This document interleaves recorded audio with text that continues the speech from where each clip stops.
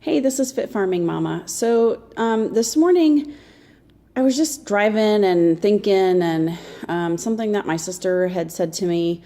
Um, I don't even know how to even start this, but I want to let you know that your journey is your journey, and you can't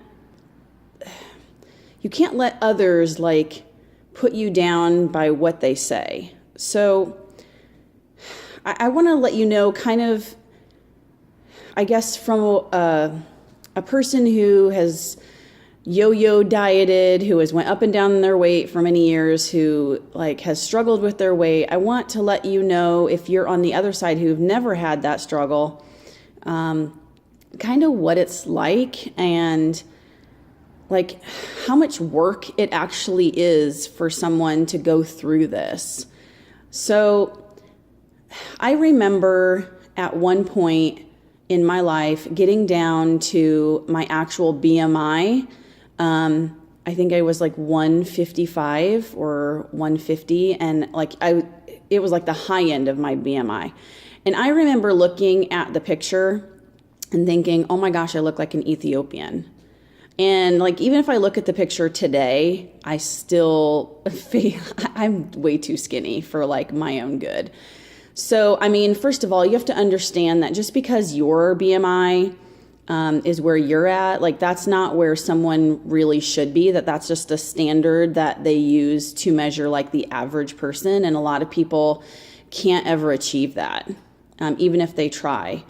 Another thing is that when I got down to that, I was working out hardcore, an hour and a half, 6 days a week. I'm talking if you're taking a spin class, we'll take the spin class for an hour and a half, 6 days a week. And I couldn't stop. Otherwise I would gain weight. That's how bad it was. And for an average person, that's unsustainable. I mean, if you're super fit and you don't have a problem exercising, yeah, go for it. But to a normal person, it's like being on The Biggest Loser, where you're working out 4 to 6 hours a day. And I don't think people understand, even people who are trying to lose weight, I don't think when they first start that they understand how hard this journey can be.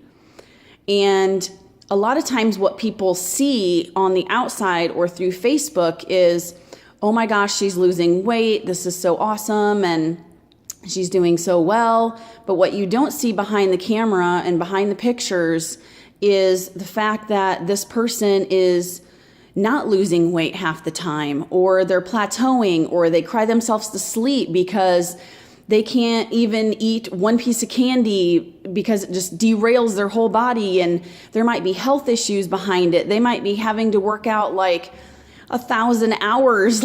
You don't understand this journey and how hard it is. You have to figure out for you what your body needs.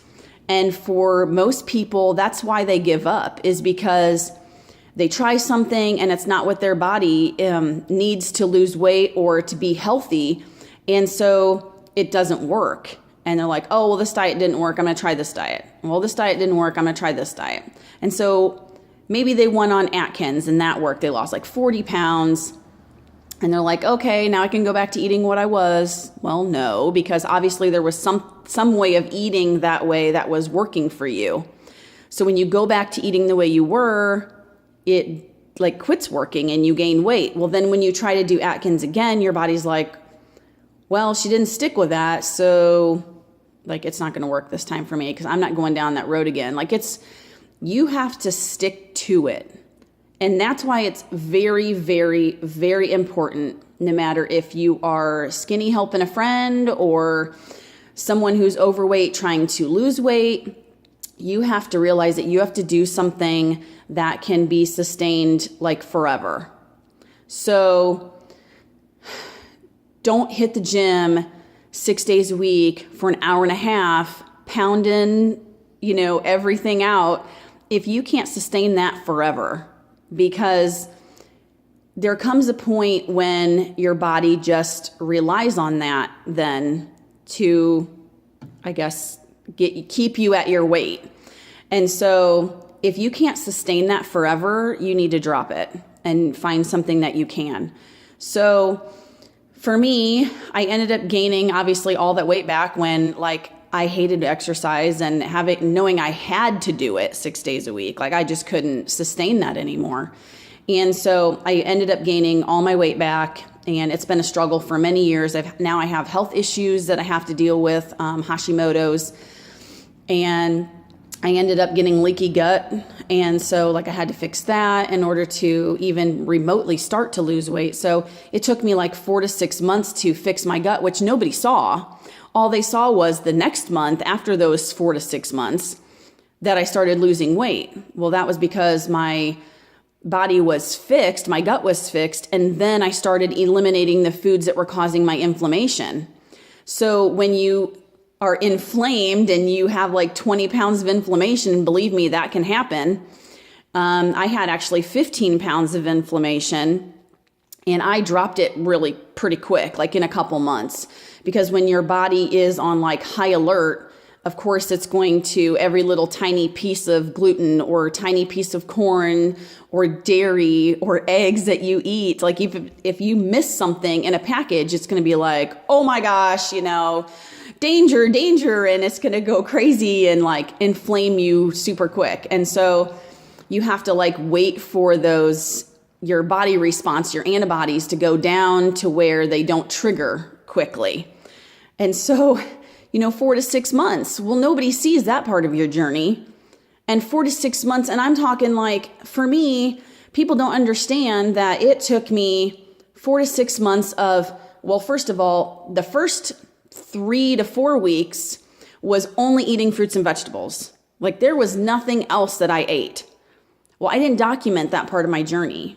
And for some people, like they couldn't do that if they wanted to. So if they have a gut issue and they need to fix it, but they can't like physically do 2 weeks of just fruits and vegetables, like they're never going to lose weight, because it's not really a weight issue. It's an inflammation issue. And a lot of people have that and don't realize it. So, they're trying to lose weight and they can't, because their body is triggering to all the food they're eating. And it's making them overweight by 20 pounds because it's all swelling in your body because your body is so on high alert. So for the first month, fruits and vegetables. Well, then the second month, I was trying to figure out what I was allergic to. So I already knew gluten was an issue, so I stayed away from that. But I was still not dropping any weight, even just eating fruits and vegetables. And then like I started adding in, I dropped weight then, but then when I started adding in stuff, there were things where I wasn't losing weight.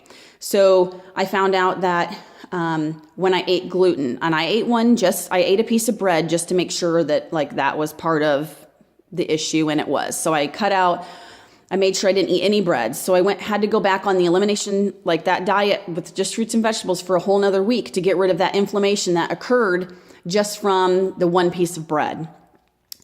So then I added in cottage cheese because that's dairy. And guess what? I swelled up. And you look at the scale and you're standing there and you're like, okay, I'm X amount of weight. And then you add on a day of dairy, just like one serving, and you can gain 5 pounds. And then you have to wait for that to go away. So it's a whole nother week of eating fruits and vegetables. So like it was like painstakingly hard. And it took every fiber of my being to eat fruits and vegetables for like months. Like it was just nuts. And then I found out that I couldn't eat eggs, and like these are months of doing this, and people don't see that. They don't see the hard work of months of eating fruits and vegetables and nothing else and not seeing any weight loss because you're trying to like find your food allergies. So, I mean, it's a struggle and it's a journey, and I don't want somebody to be put down because you don't know how hard they're trying. You don't know the hours and the days and the months.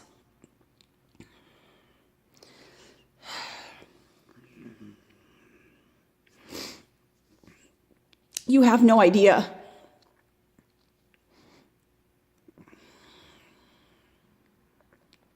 And so I do these blogs because I'm trying to help people understand that it's a journey. It's not going to happen overnight, and it shouldn't happen overnight. And it's hard to know that you can never eat any gluten. I mean, anything with flour. Like, people don't understand. It's everything with flour. You can't eat anything, no sauces that are thick, no gravies type of things, no soups. Like, gluten's in everything. So to know you can never have a donut or anything like that ever, because it will send your body into a response. Like, people don't understand. It's hard. And then you top that to dairy, where I can never have cottage cheese or any other kind of creamy sauce or anything like that. And then you couple that with eggs.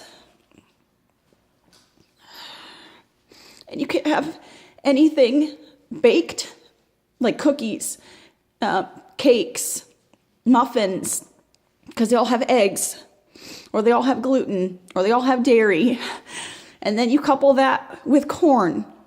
You can't have ketchup because it has high fructose corn syrup. People don't understand. So, sorry, I'm really trying to hold it together. I want you to understand that people have their struggles. And every time you say something to somebody, you're counteracting the productivity that they've had. And you don't know the work that they've put in. And you don't know how many hours that they've tried. So I'm just here to say, please be supportive of other people and their weight loss journeys. Come alongside them. Help them if you can. Research things for them. That's why I've started a Facebook group for Hashimoto's and plexus, because I want people to understand how plexus can help them and how it can keep them.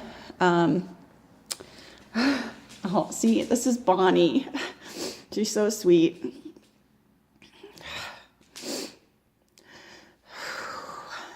You gonna be all right? Yes. Okay. I want to help those people who have issues with their gut, who have food allergies and don't realize it, who are overweight with inflammation, and who can easily lose that inflammation if they just cut things out of their diet. But I'm telling you right now, it is not easy. It is very hard. It is very long, and it just takes a super amount of willpower and strength.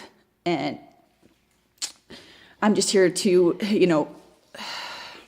make a video and hopefully explain how hard it is for people. So thanks for watching. Please be a buddy to somebody. Help them out as best you can. And I'll catch you on the next video. Thanks.